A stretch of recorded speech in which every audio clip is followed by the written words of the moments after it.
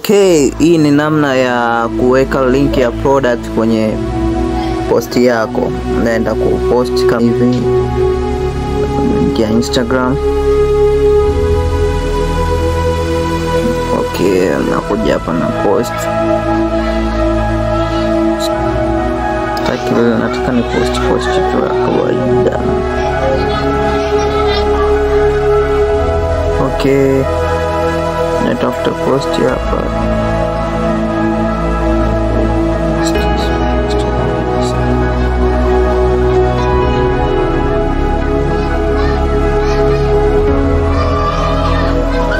Then post here.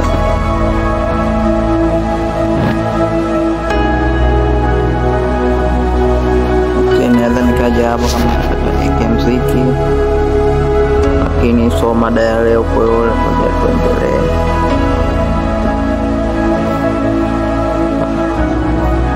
Acha tuone. Then next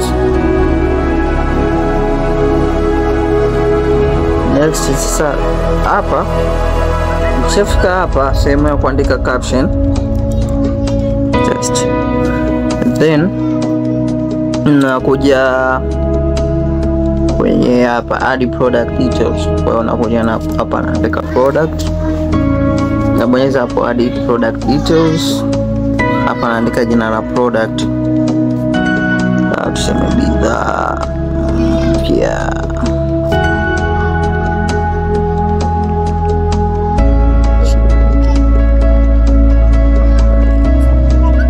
Bidhaa mpya shilingi 20,000.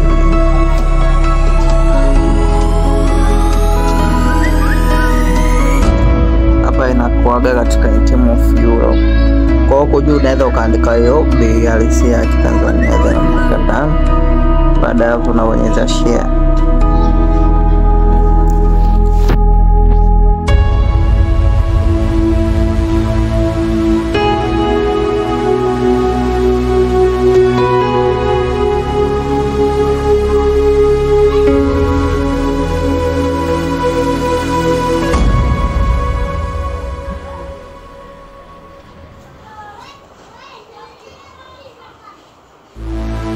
Okay, hapa ishajiposti. Na kama unavyoona hapa kuna hii neno view product, ambayo ukibonyeza hapa view product, mteja akibonyeza ndio anakutana na sehemu ya product na sehemu ya press order. Namna ya kuweka link ya product kwenye post yako. Video hii imetoka kwa udhamini wa Mr. Rafiki Interior. Asante. Please,